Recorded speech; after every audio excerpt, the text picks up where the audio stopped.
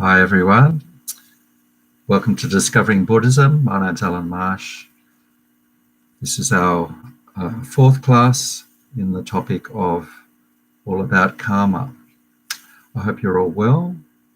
Hope you're managing to keep dry in this extraordinary rainy weather. And as usual, I sent you the notes, I think it was yesterday or the day before, for the topic. And if there's anyone new watching and you would like to join the group and receive the weekly notes, just drop me an email, which is I've written there in the chat column, and I'll put you on the mailing list. So I also sent you the question and answers for the module, the ones that the course writers provide. Hi Stacey, thank you for being there. So there, you should be able to sort of check on the questions we've done in the past few weeks. And remember, the answers are not set in stone. There's always room for flexibility with Buddhist answers. And so let's just, as always, do our 5 minutes mindfulness practice to calm the mind. And then we'll come back and look at the questions from last week. Okay. Remember, just briefly on mindfulness practice, we're using our breath as the object, not changing the breath, but just giving our attention to the movement of the breath in the body. And by doing that, the busyness of the mind tends to calm down. And we also keep the object is the breath, so we're concentrating on that one object. But part of the mind, small part of the mind, is just checking, like inspecting what we're doing, just looking on, so that when we get distracted, as we usually do, I certainly do, as soon as possible, that monitoring mind, checking mind will notice and bring us back to the breath. That's just, that's called introspection, technically. So we're just alert for the distracting thoughts, which always are there. And as soon as possible, when we get distracted, we notice, let go of that distraction and patiently come back to the breath. Let's give it a go.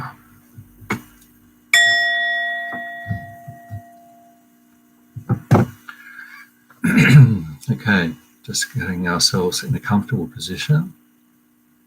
The main thing is that the back is straight. The body can be sitting, either on a chair or cushion, or lying down. The main thing is that the spine is straight.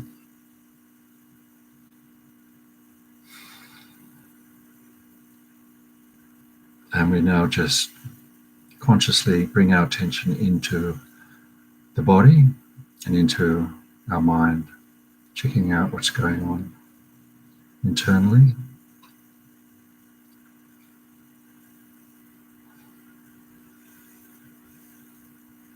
To get our motivation right, we just spend a moment appreciating how fortunate we are to spend some time together studying the incredible teachings of the Buddha,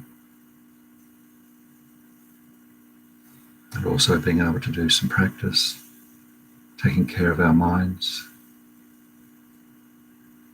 We're doing this to benefit our minds, and by doing that we benefit other beings around us. And ultimately our aim is to benefit all sentient beings, all living beings. The Vajrayana motivation. Becoming an enlightened being ourselves, so that we can be of greatest benefit to other beings. Now, just coming into the body, checking that our body is evenly balanced on the chair or the floor.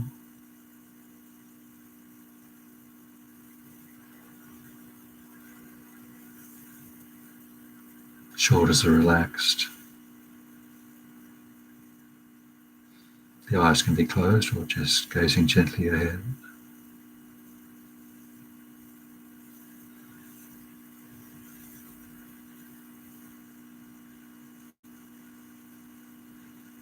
You can use the out breath to breathe out any tension in the body, any holding on, tightness.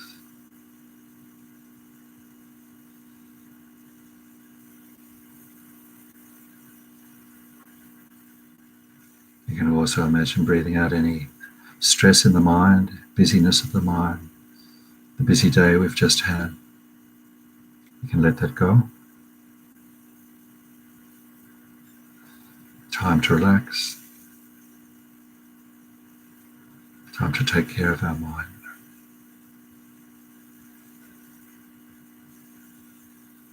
And just now gradually giving attention to the breathing, the natural rhythm of the breath in the body.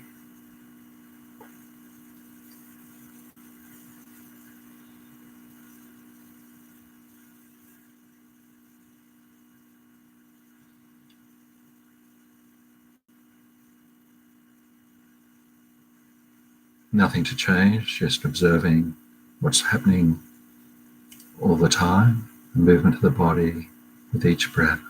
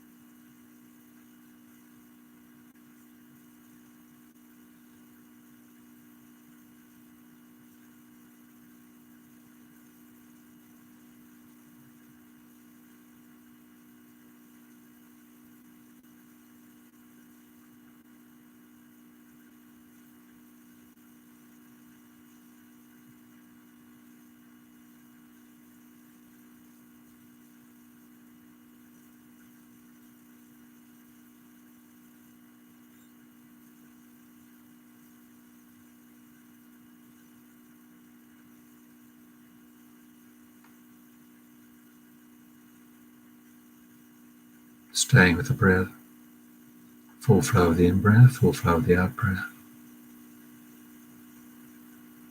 Time to time we just check where we are,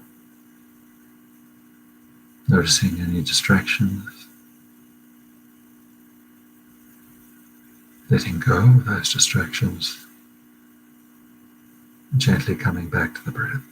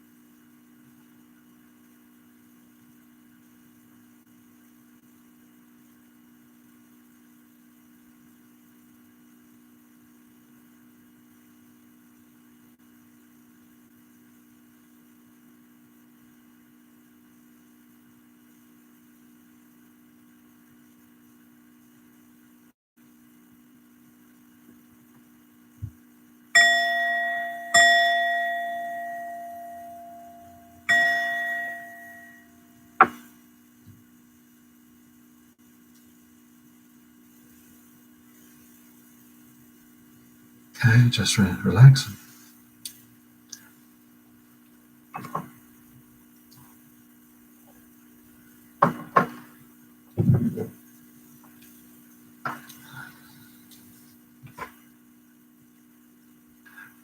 So this is our last week on the topic of karma. Next week we start the next topic, which is on refuge. So today it's basically looking at some interesting aspects of karma, and particularly those that His Holiness the Dalai Lama has raised in his book, Foundations of Buddhist Practice. So the name of the book's there on the first page of the notes. This is a book, one of a series of the books that the Dalai Lama has just recently put out. It's called The Library of Wisdom and Compassion. And I think this is volume 1, the one I'm referring to tonight.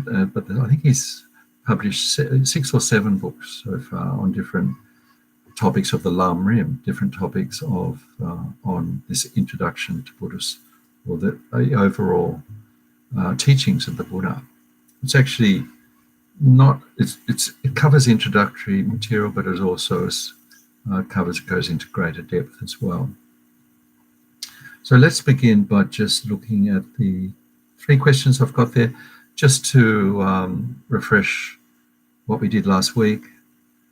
4 factors that can influence the karmic weight, positive or negative, of an action. So this is the question about that topic. Last week we did about how our mental things that are going on in our minds can actually affect whether the effect of our actions are negative or positive, and whether it's these sort of different factors can increase or decrease the negativity, or increase or decrease the positivity of the action. So they're just there if you want to look at your notes last week. 4 of them would be repetition. So repeatedly being kind to beings, saving their lives, helping beings will obviously develop a habit and be very positive, have very positive karmic repercussions. Repeatedly getting angry, losing our temper, will have the opposite effect and develop a negative pattern, a negative habit, which will in turn, it's like a bit like a snowball. The more we do something, the more easy it is to do it, and the more stronger the habit develops. Another one is regretting. So regretting, if we've done something and we realise that we've actually made a mistake, we've hurt somebody's feeling, we've done something that could have adversely affected ourselves, and we have this realisation and regret what we've done. So that's one of the 4 actions that will help purify the effect of our mistakes. So regretting is very, very powerful. It lessens the power of that karmic seed. And if we do full purification with regret and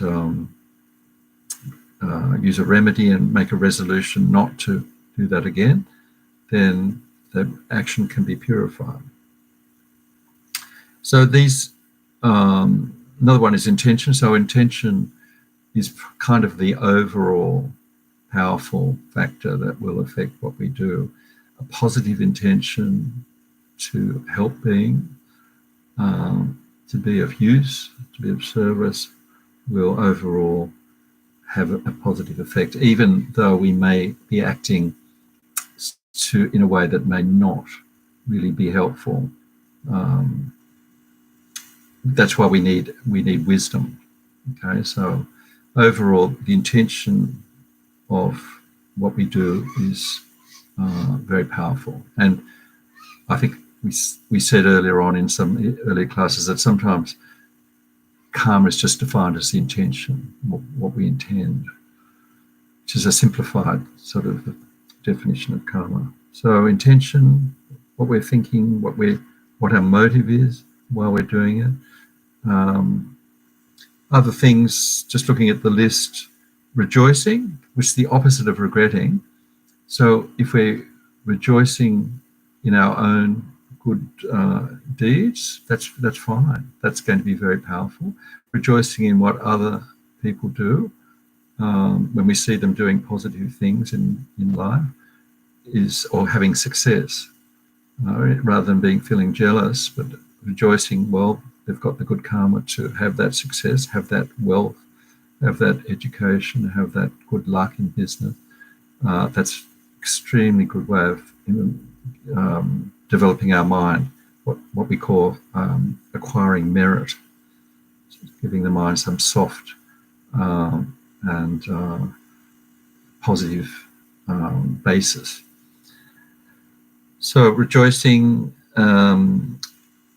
acting out of ignorance, to a certain extent, if we, as I said before, if we've got good intentions, but we may mistakenly think that we're helping when we're not, good intentions can usually override any negative effect, although there will be some karmic effect if we,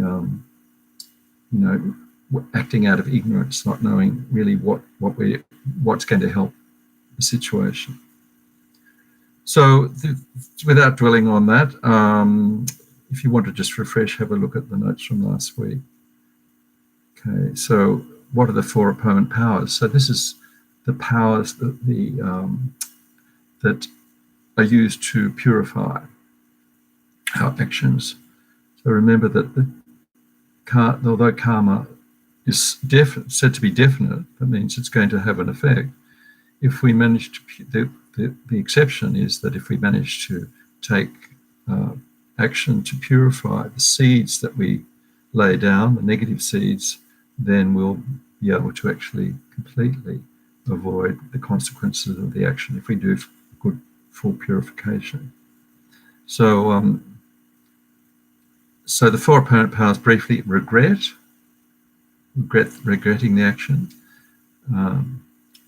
The basis, it's called the basis, but basically basis is a very nebulous word. It actually means taking refuge in the Buddha, Dharma, Sangha, which is the topic next week, and also feeling compassion, generating compassion, bodhicitta, loving kindness. So making that refuge and compassion the basis of our action, right? And then using a remedy. So the remedy could be Vajrasattva practice, could be doing prostration, it could be reciting a text, a sutra, or a mantra. It could be making offerings, doing a positive action such as that. And then the last one is resolve, which is said to be the most important, making a firm commitment not to repeat that action. And to be realistic, it's said, rather than just say, I'm never going to do this mistake again, and if we know that we have a tendency to say, get angry, we should give the commitment not to repeat a certain time, not to get angry for the rest of the day, not to get angry for the rest of the hour, or for the week, whatever. So that we can actually keep that commitment of resolve, it's good to set a time. Okay, so regret, basis, which is refuge and compassion, bodhicitta, the remedy and resolve. So just what's today, although I've got the meditation, I think I put on the notes that we'll do attachment. I think we should do the Vajrasattva, a very simplified version of the Vajrasattva purification meditation that went at the end of the class tonight. So I'll lead you through that, and it's quite a big practice, but I'll simplify it. So the four apparent powers, it's said to be that resolve is the most important.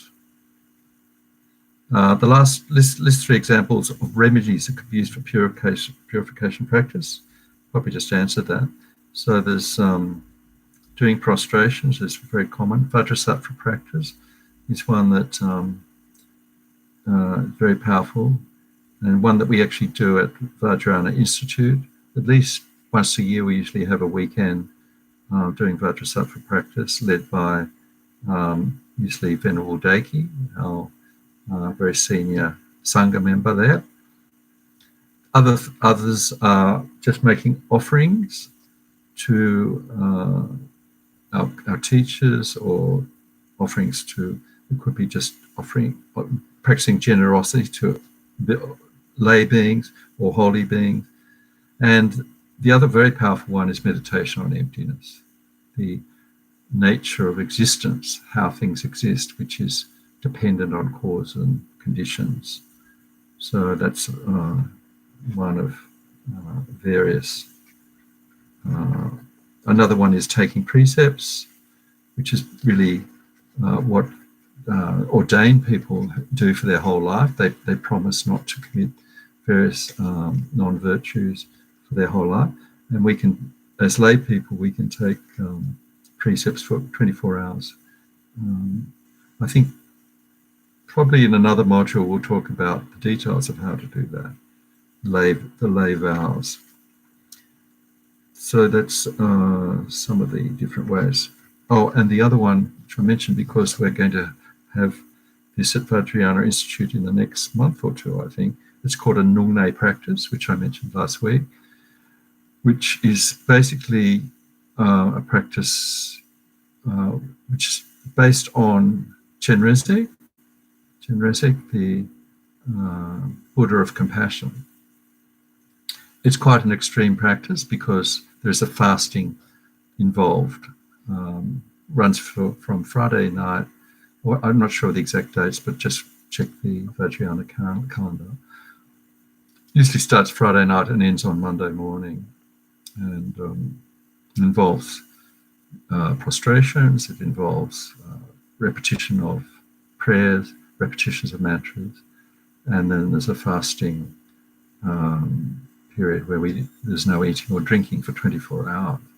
It's quite strong, and it's not for everybody. It's not for everybody, particularly if you've got some health issues. But just mentioning that. Okay, let's now, I think that's enough for the questions. So we'll look now at the actual topics I've got for this class. First one's just a general look at a thing called indefinite karma, or karma that's not going to necessarily ripen into something positive or negative. And the source of these teachings on definite karma is His Holiness the Dalai Lama, Foundations of Buddhist Practice, the book. And I've got the exact page number there. So basically I won't sort of go through it. There's 10 of them, but if you look at them, they're mostly to do with our intention. And one of those, remember that we looked at last week, or was it the week before, to complete a karmic action, to completely commit a negative action, we need an object, we need intention, like object is usually another sentient being. If it's going to be getting angry, we need another sentient being to be angry with. Intention, what's going on in the mind, the action of actually doing that physical, expressing words, angry words, doing an angry action, and then completion, finishing the action, being successful, and thinking, being happy that you've actually done it. So you haven't done it accidentally, you've deliberately done it, and you've been successful in what you've done. So it could be a negative or positive action, but there's those 4 things that need a complete negative effect of what we do. So most of these, or probably all of these things, are somehow taking away one of those 4 requirements. Actions done in dreams. If you think about it, actions done in dreams, there's no object because you just dream. There's no person out there. You just have that sort of fantasy in your mind. and there's no action. There's maybe a mental thought, but you might be thinking that you're going to hit somebody out of anger or steal something. We have very strange dreams sometimes. Sometimes they're very positive, sometimes they're not so good. But because they're only dreams, the negative effect, this is what the Dalai Lama said, is not going to bring a definite result. So there might be some slight karmic effect, but there's basically not all the requirements there for a strong effect. Actions done unknowingly, like the example given is just taking something that you think is being offered, like you might be somewhere and you think the shop is offering free samples and you take it, and then you realise that actually that thing was for sale and you were meant to buy it. So sometimes we can make amends and go back and pay for it, or sometimes it's not possible to do that. But the actual intention to steal was not there, so you're lacking one of those 4 requirements. So I won't go through them all. You can just have a look at those. Anything done unconsciously, whenever we're walking down the street or probably gardening, there's going to be some casualties in terms of insects usually, or small beings that we're not going to be able to avoid stepping on. And so the karmic action is said to be indefinite, not going to be strong negative karma. And then sometimes it's possible to do certain mantras to help purify anything we've done unconsciously. But so things that are ethically neutral.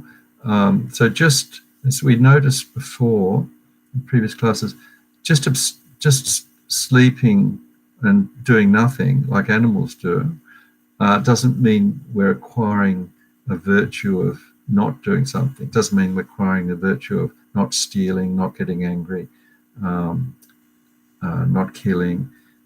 So these are neutral actions. So to actually have a positive effect, we have to consciously avoid killing, consciously avoid stealing. So consciously think of benefiting others. So these many things that we do, if we're not fully mindful, is much of the day we actually will be doing things like walking, driving, eating, sleeping. So our teachers say that these are opportunities to turn them into positive actions by just being aware. What am I thinking now? Instead of being sort of tied up in the moment. So awareness of just what the mind is doing is incredibly powerful, and can help turn a neutral action into a positive action. And certainly we'll be much more wary, or if we're alert, of avoiding negative actions. Hopefully, I've just a little notice just popped up on my screen saying my connection's unstable. Hopefully you can still hear me. I'll continue. And of course, the important one at the end, 9 and 10, actions eradicated through regret and actions eradicated with a remedy. So the purification practice is very powerful to do that. And regret is included in the 4 opponent powers. Thinking about emptiness is also extremely powerful to help purify an action. Okay. So just think that's enough for that particular topic. indefinite karma. So we just now have a look at these interesting ethical issues that His Holiness the Dalai Lama has raised. So the Dalai Lama has always had an incredible interest, strong interest in current affairs and scientific research and what's going on in the world. And so you'll see these topics cover a lot of scientific issues, genetic engineering, cloning, stem cell research, etc., and also current ethical topics, assisted suicide, death penalty, vegetarianism, and so on. So it's very good to see, to be able to read some. Of course, you can always have a look at the book if you've got access to the book for more details on these topics. But I'll just touch on some of them and maybe just read you a few more details of what His Holiness says about some of these issues. So scientific research, he says the motivation is very important.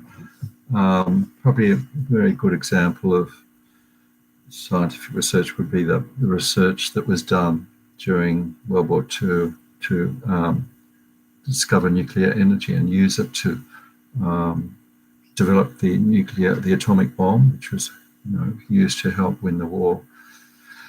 And so he sort of raises things like that, although the benefit of using atomic power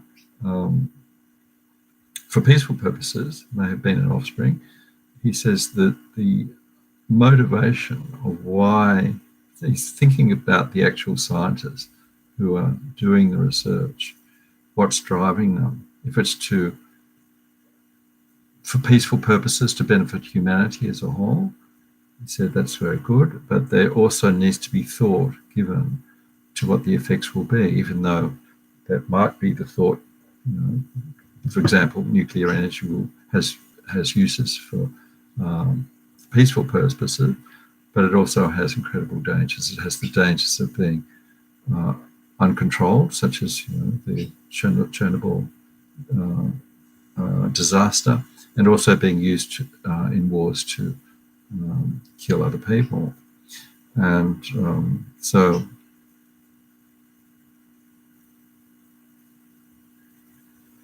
the profit, he specifically says, if the science is driven by profit for the shareholders, how much money the company is going to make, or if it's being driven by how much power this scientific discovery is going to give a political leader, then that's not going to be a benefit. That's a negative motivation. He actually interestingly uses John Stuart Mill's greatest good for the greatest number philosophy. So if overall the benefit of the scientific research is going to be of greatest benefit to the greatest number of people, and there will be some disadvantages as well, he said that is that's a good motive to actually go ahead with the research. But of course, it's very difficult to know whether there's going to be greatest good to the greatest number. So just genetic engineering, another reason, another sort of example, rather. And he says it's a new field and can have incredible advantages because it can actually help productivity of agriculture, particularly in developing countries. But what is the long-term effect of eating genetically modified food? Because it's such a new field, it could take decades or many decades to decide whether there's any negative effect. The other interesting one is disposal of unused embryos used in vitro fertilization.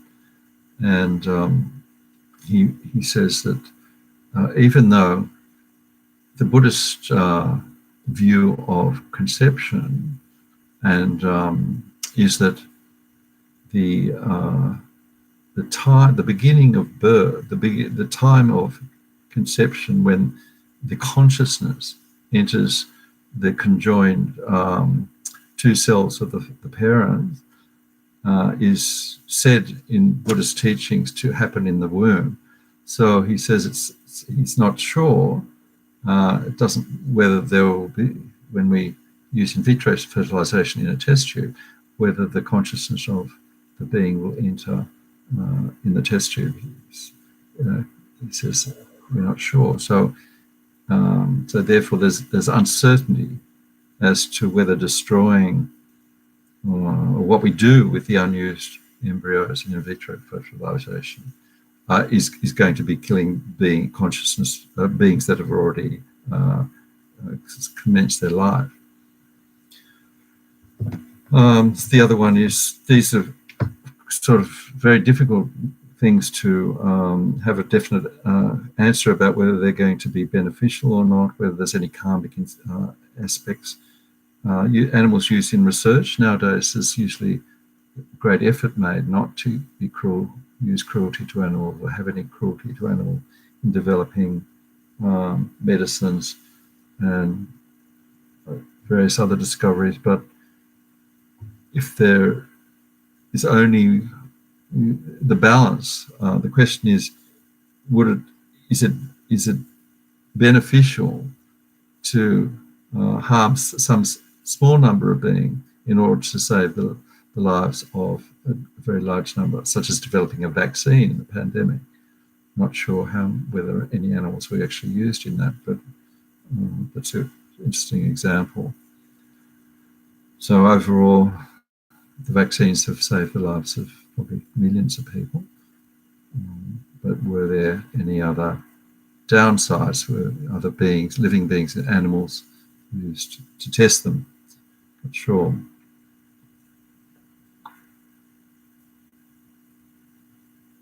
So the other interesting one is assisted suicide, which is very much in the news nowadays.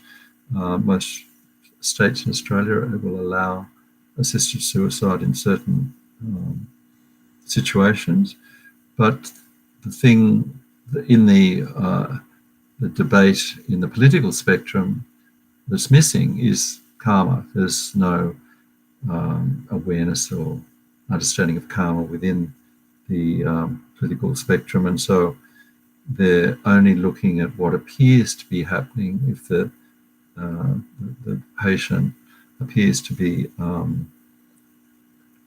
suffering and there is no cure, then the rationale is that out of compassionate means, if that person consents, then that other person can assist to help that person die. So I'll just read you a little bit more detail on that point, on assisted suicide, if I can just find the spot. He says, it may happen that a family member has a terminal illness and experiencing great pain asks for help in terminating his or her life. So assisted suicide is very difficult and complicated. Interestingly, a somewhat similar situation arose. He gives an example. I'll just skip that one.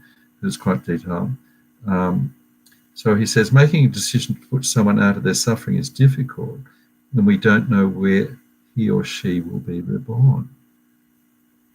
So when we take rebirth into account, we see that assisted suicide does not stop suffering at all.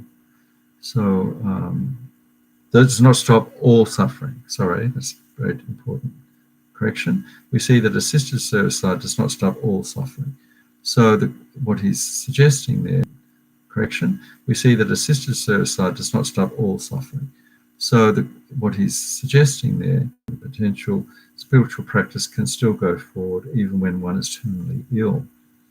And at times her mind is, the times that her mind is clear, she can direct it towards cultivating love and compassion, even if she's suffering physically. And for instance, relatives can encourage her to see her life still has meaning and purpose, even though the body is incapacitated or in pain. And then he says, on the other hand, if someone's in a coma with brain damage, with no hope of recovery, if he lacks proper mental function, he can be reminded of positive thoughts, but the benefit could be minimal. The person is in a coma. So the family experiences great distress and society expends resources to keep the person alive. Such situations may be an exception, and it is understandable if the family allows the person to die naturally. So that's the question of ending life support. Life support is post delaying a natural death.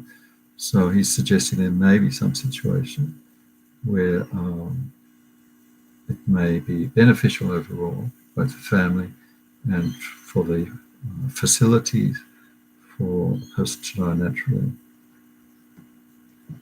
So suicide, another one, basically is said to be a negative action, and particularly His Holiness says it's not a complete killing of a human being because it doesn't quite satisfy those four things, but the four requirements for a complete negative action. But he says that it's good to be compassionate towards the person who may be attempting suicide, and rather than sort of see the person as Buddhism, I'll just quote here, Buddhism does not say a person who attempts suicide is evil and will be punished. If a self-centered, it can be a self-centered action that does not take into account the feelings of friends and family and how much they will suffer if one commits suicide.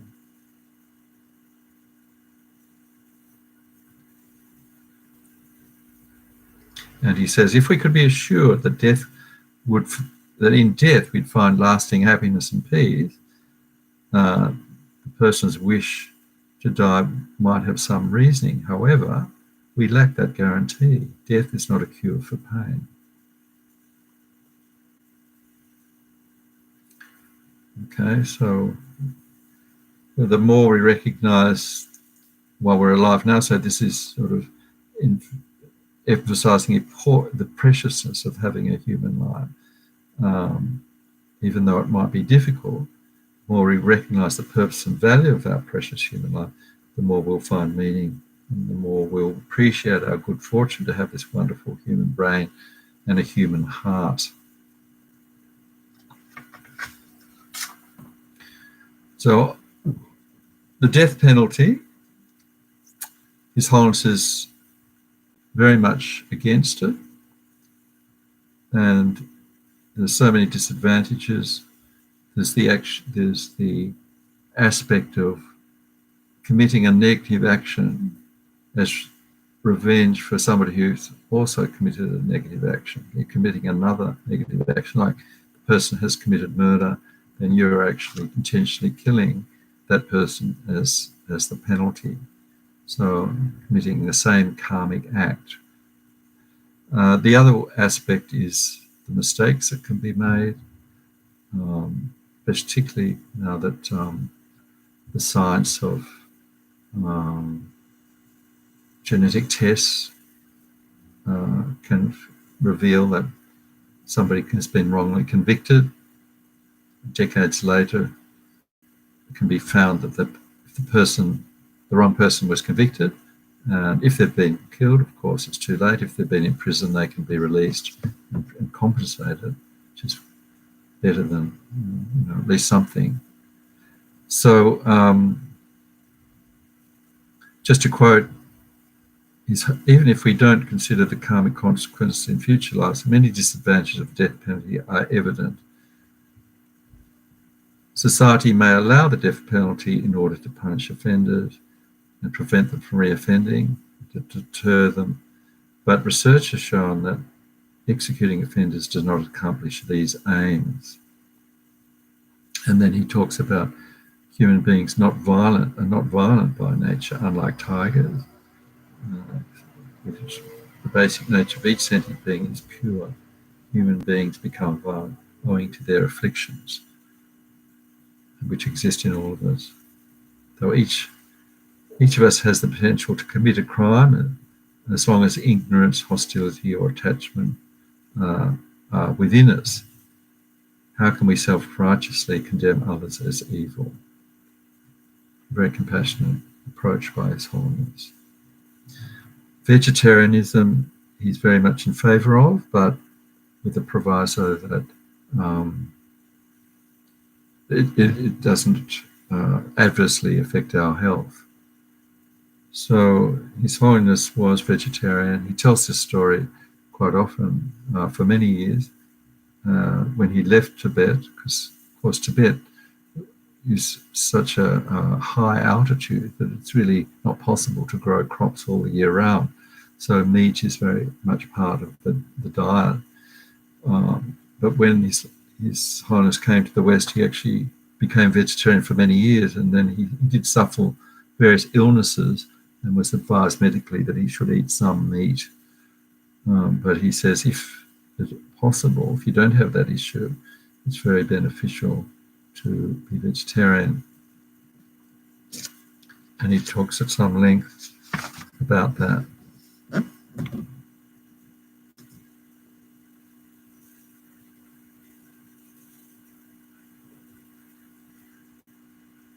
Just looking for maybe a quote from His Holiness.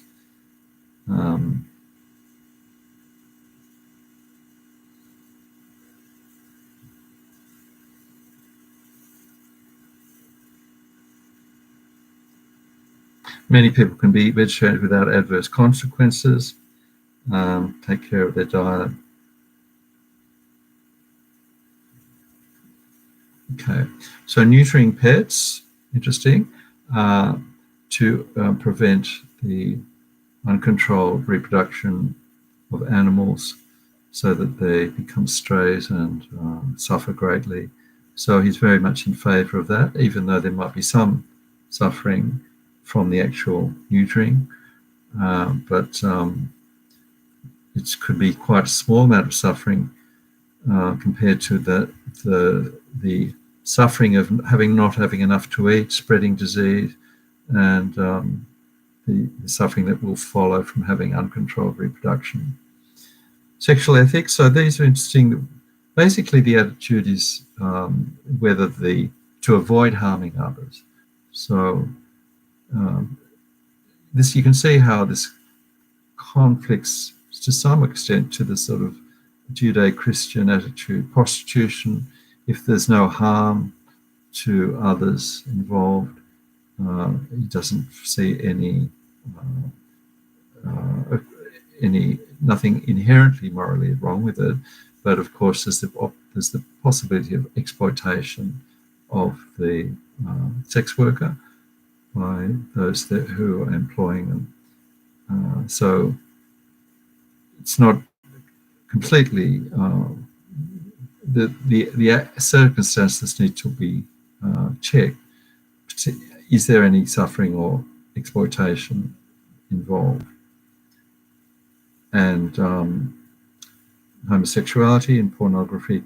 Particularly pornography, he says, basically there can be an exploitative aspect of it, objectifying others. So it's the opposite of love and compassion. So we can see that the opportunity to exploit and to harm others is very, very possible in that field.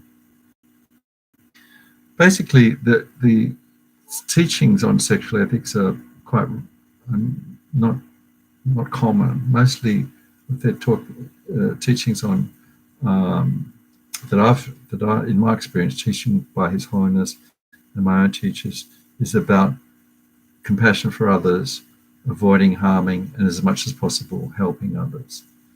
It seems to me that the West is somehow preoccupied. If you mention the word ethics, they usually think you're talking about sex, whereas in Tibetan ethical teachings, it's about whether you're harming others or helping others.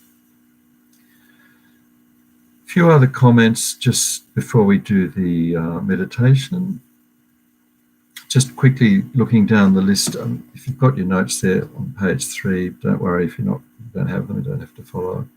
So important point His Holiness makes about karma not being like a balance sheet, not being like a bank account where on one side you've got all the positives and the deposits, and the other side you've got all the withdrawals and negatives, and somehow at the time of death everything will be electronically computed, and whatever comes out, the biggest the positive side or the negative, is where you're going to either heaven or hell.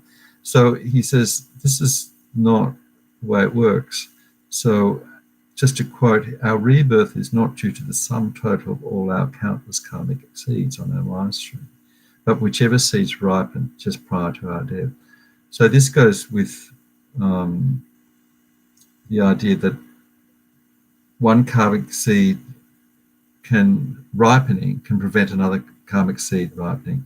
So even though, for instance, the person dying might have committed quite a few negative actions in their life, at the time of death, if they create the state of mind where they're calm, positive, not attached, not angry, then the karmic seed to positive karmic seeds could ripen so that they have an auspicious rebirth rather than the ripening of the negative actions they've done at that time. So the state of mind at the time of death is very important and something that we can actually, as much as possible, create if we're lucky enough to have the circumstances where we can control the situation when we're dying. And said that it's very good to not have a lot of crying relatives, people who are very attached to us, because that can actually rise the mind of attachment where we're trying to hold on and so on. So the non-attached, calm, renounced mind, positive, peaceful state, it's very powerful. And so we need to, as much as possible, remember that so that we can rehearse. And there are actually many, when we did the death and dying module, there's meditations where we can actually practice the process as the elements dissolve, the earth, water, fire, air, space elements dissolve. There are certain things that happen. So the great masters have experienced this in meditation. So those teachings allow us to foresee what will happen. Of course, we can never completely imagine what the death process will be like, but it gives us a chance to help not be completely surprised if we've been told and studied the teachings and done the various meditations. So the other, just looking down the list, very good thing to do after we've committed. So if we know we've actually done some very positive action, we might have done a very good retreat or even just a good meditation, done a particular practice that our teacher might have told us to do, dedicate. So what we do is dedicate the mirrors towards the high purpose of, the usual purpose is liberation and enlightenment. So that practice of dedication has the effect of like putting the money in a safe place, that the merit, the positive influence seeds on our mind are protected from later anger. If we actually have negative states of mind, particularly anger, which is said to be able to burn up positive karma very quickly. So by dedicating towards enlightenment, the merit will not be consumed until awake. This is to quote His Holiness, one of the benefits of dedicating merit for awakening is that the merit will not be consumed until awakening is attained. Just as a drop of water has flowed into the ocean will not be consumed. A drop of water has gone into the ocean. So that ocean of merit, of positive, the Buddha, our future Buddhahood, our future courses of Buddhahood, is where we dedicate our merit. we become enlightened for the benefit of all beings. May this practice that we've just done, the positive merit seeds, influences, will go to that incredibly high goal. And so it's just protects it. Otherwise, it's said that a moment of anger can actually burn up so many eons of positive karma very quickly, like a fire, like a bushfire.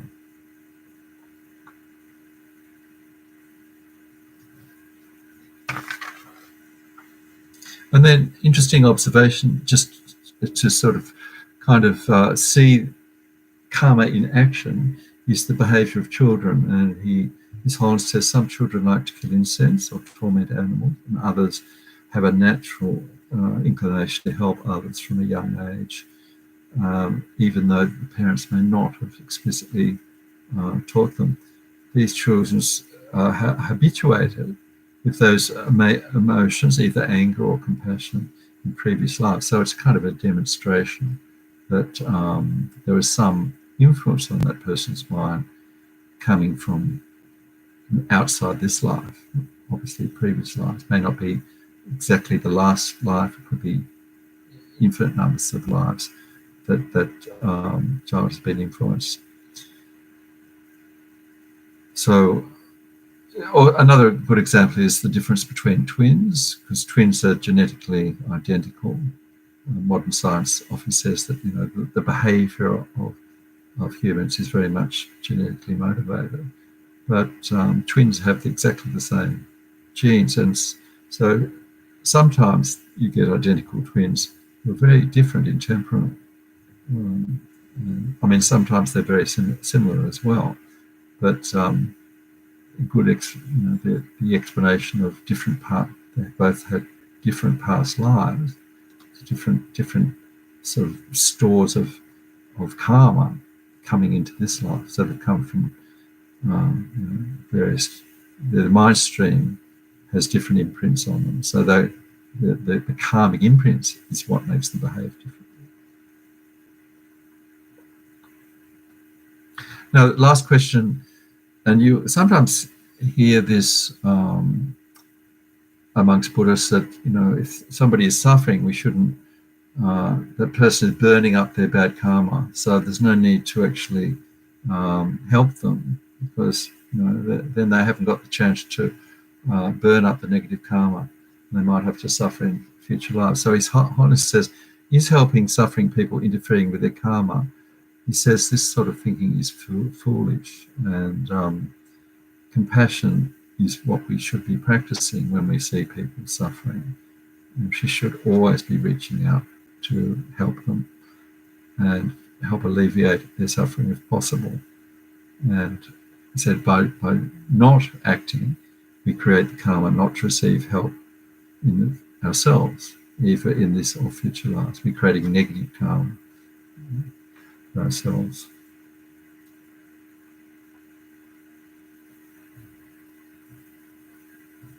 Okay, so I think we might just end the chit-chat, and I'll just talk a little bit about the Vajrasattva meditation.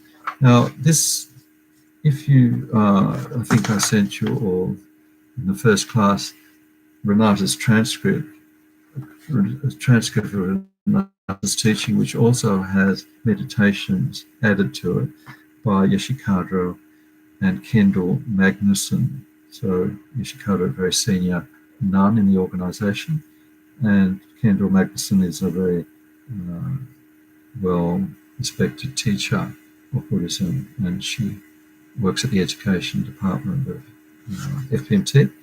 So if you later on after the class want to go back and see the full version of the Vajrasattva practice, it's there on page 46 of the transcript.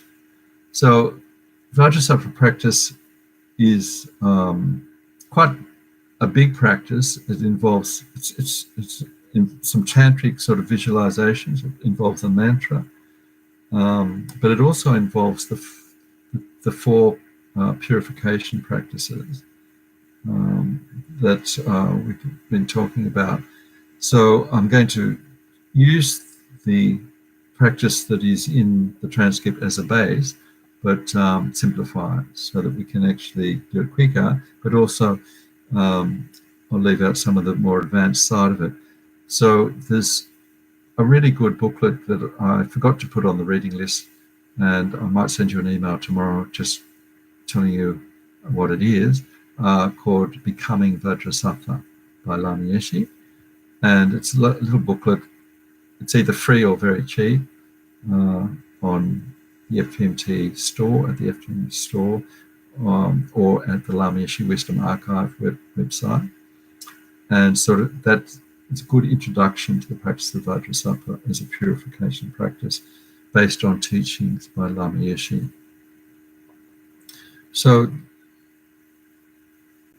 the Vajrasattva practice is using visualizations, and Vajrasattva is like the purification aspect of the Buddha. So in this, the full version of Vajrasattva practice, we visualize Vajrasattva in detail. So some of you might have done the practice. You might even have a picture of Vajrasattva, so you can use that. Others may not be familiar with Vajrasattva practice. So in this particular tonight's shorter version, you can just visualize white light. So the main feature of Vajrasattva is that he's white.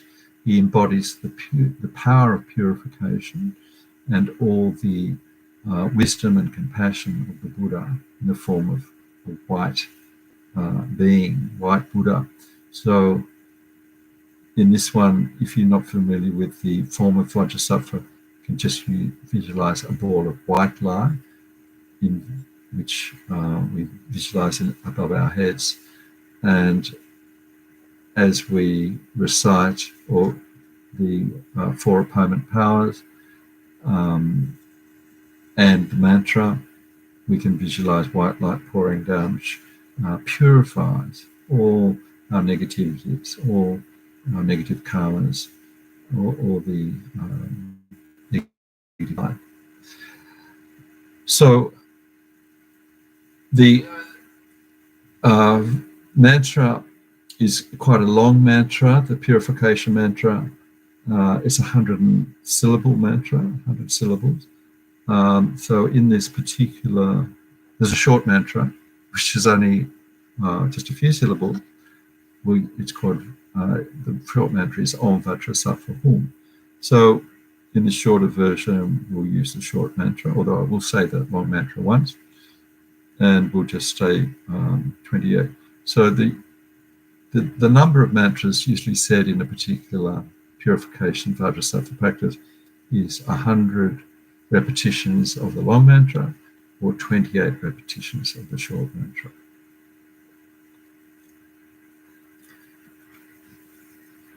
So rather than sort of in great detail tell every step of the practice, I think we'll just go through it.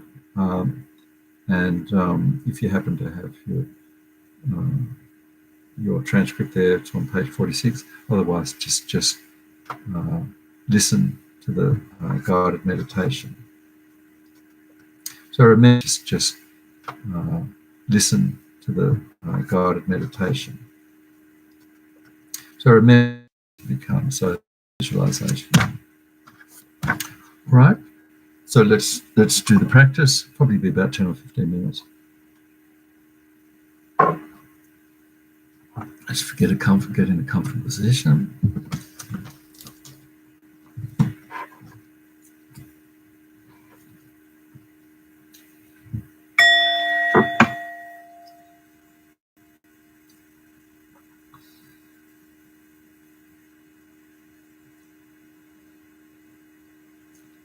So we begin our practice of short Vajrasattva purification practice by just forming a good motivation, thinking of those in our lives that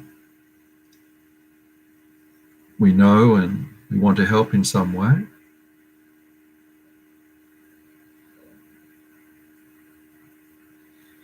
and that we have within our hearts the essence of compassion, wisdom.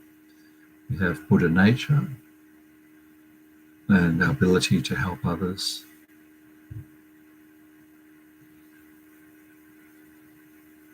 Although we have this wish to help others, we also have negative karmic imprints on our minds, not understanding the nature of reality, acting out of negative emotions. These have been imprinted on our mind streams for many lifetimes, innumerable lifetimes, blocking our ability to benefit beings,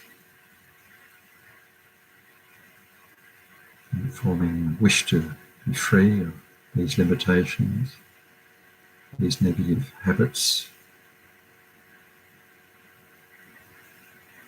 So in order to do this, to purify these negative habits, we'll practice the Vajrasattva meditation.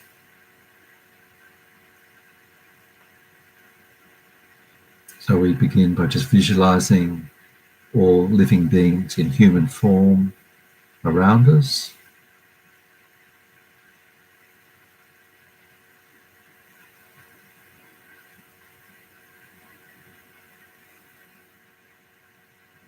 Including our enemies, friends, enemies, strangers, surrounding us or like us, wanting to avoid suffering and wanting happiness. And we feel some sort of responsibility to help these beings.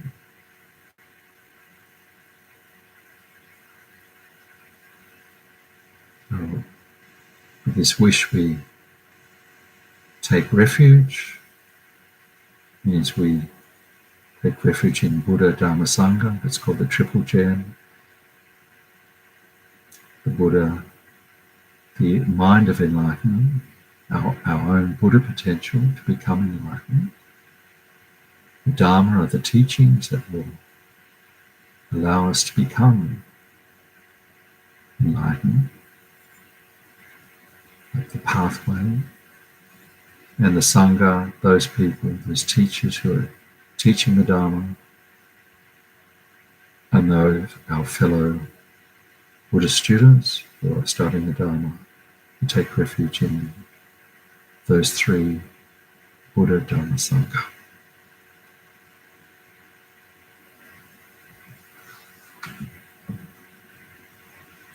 Now we begin with the power of regret, calling to mind actions of our body, speech and mind that we can specifically remember. Remember the 10 non-virtues,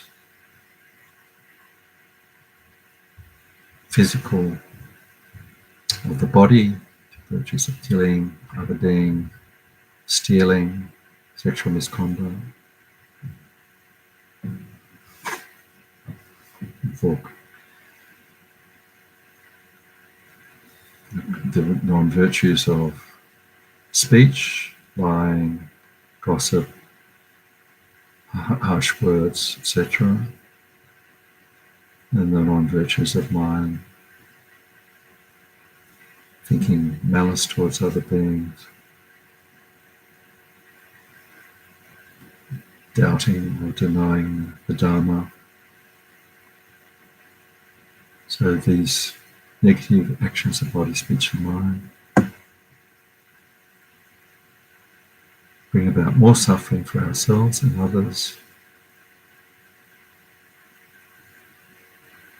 Definition of negative karma is any action that results in suffering for self or others. Actions are motivated by ignorance, negative emotions.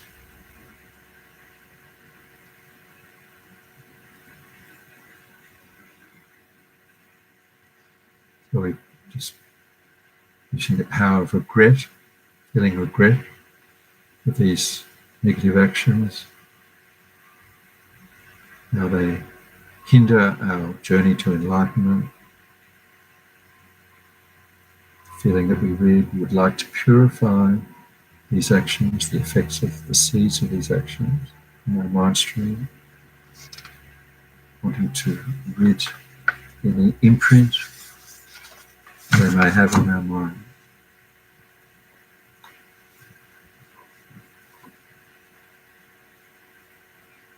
And we also generate compassion. We're not doing this practice just for ourselves. Ultimately, the purpose of our practice is to benefit others in all the different realms.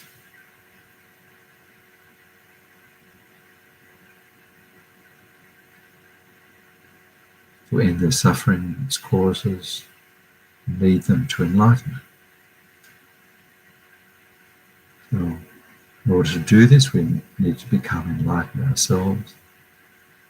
And to become enlightened ourselves, we need to purify the negative karma.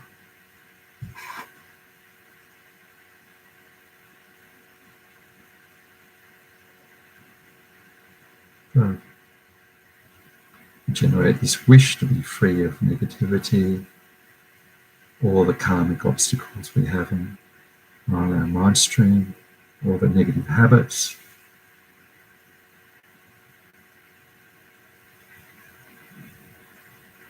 We want to be free, we want to be purified.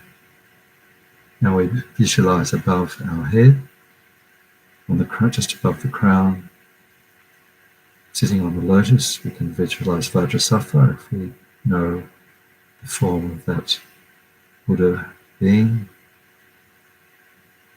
Or we can just visualize white light. Vajrasattva is white, embodies the purity of all phenomena, embodies wisdom, ultimate wisdom and ultimate compassion.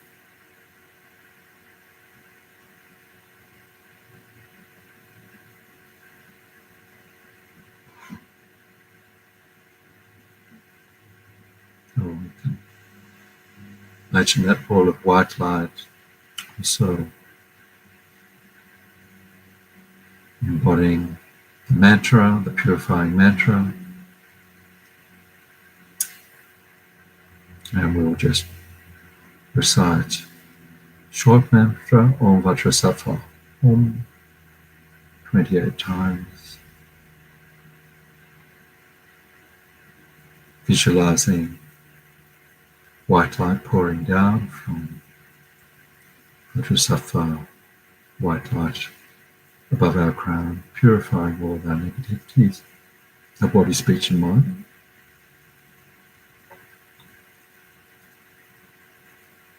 Or just recite the long mantra once and then recite the short mantra 28 times. Om Vajrasattva Samaya Nam Palaya Vajrasattva Dino Pachita Dino Medawa Supashaya Medawa Sutapash Medawa and Arakta Medawa Sawasidi Paracha Sawakama Susam Asitim Sharan Kuruhum Aha Ho Bhavan Vajra Ho Kamame Mutsa Urukawa Mahasamaya Safa Hey.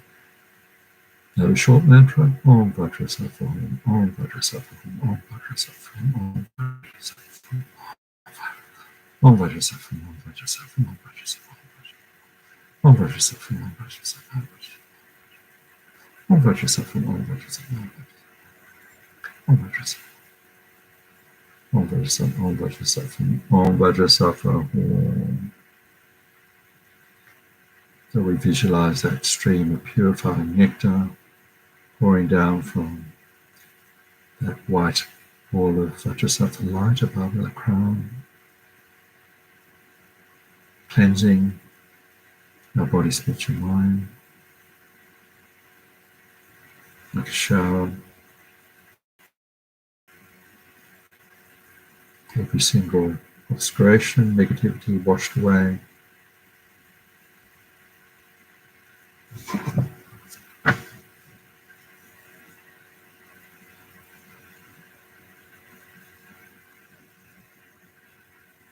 Just spending a moment visualizing that white light pouring down, purifying all our negativity, obscuration, filling our body with white light, purifying our body, our speech, our mind. Our body becomes a body of light.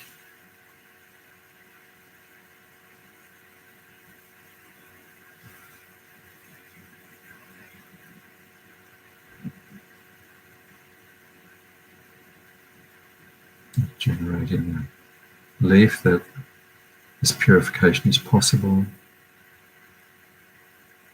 The power of the purification has purified all our negativities.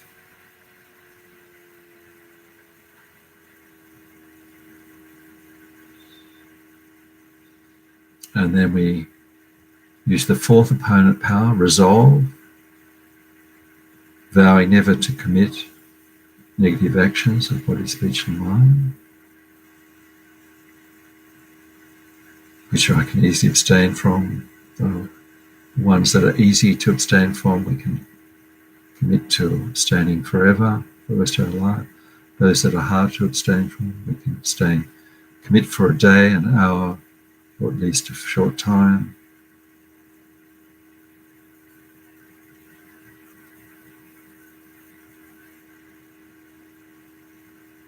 As much as possible, avoiding these negative actions of body, speech and mind in the future.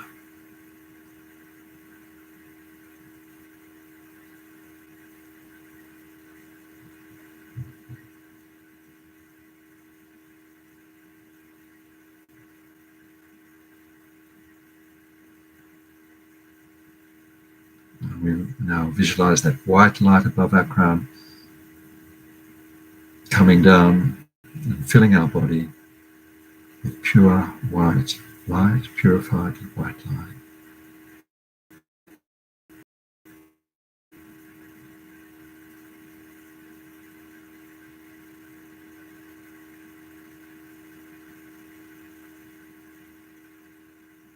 Just feel that sense of purification, sense of bliss, the power of the purification practice.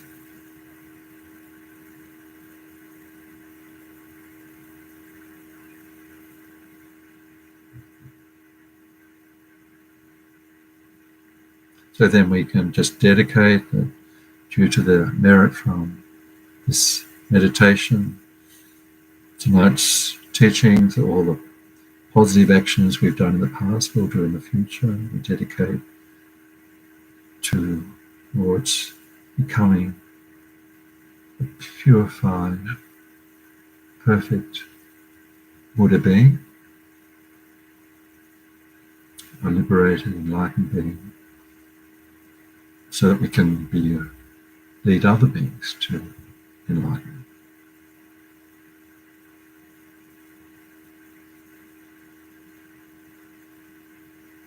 And just to finish, I'll read Lama Zopa's special dedication for the pandemic. However many sick sentient beings there are, may they quickly be freed of all sickness. May all sickness without exception, transmigrating beings, never occur again.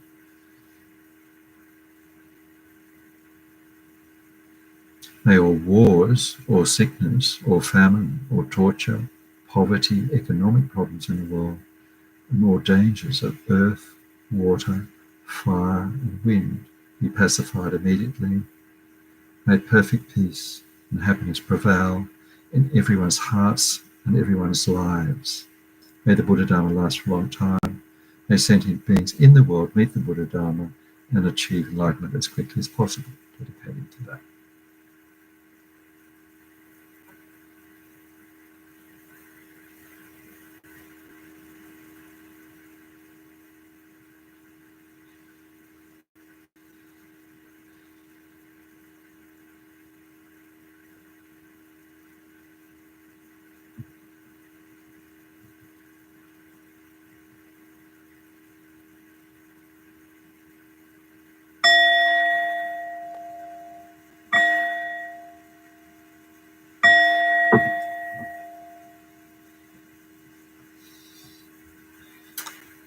Okay, so that's it for tonight.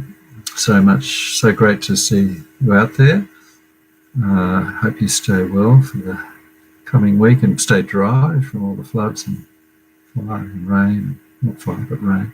And look forward to seeing you next week for the next topic, refuge, taking the important topic of refuge. And I will just send you an email with an attachment to with a little bit more about the Vajrasattva practice that we've done tonight, so that you can, if you're interested, you can just explore and do a bit more of that practice. Okay, great to see you. I hope to see you next week.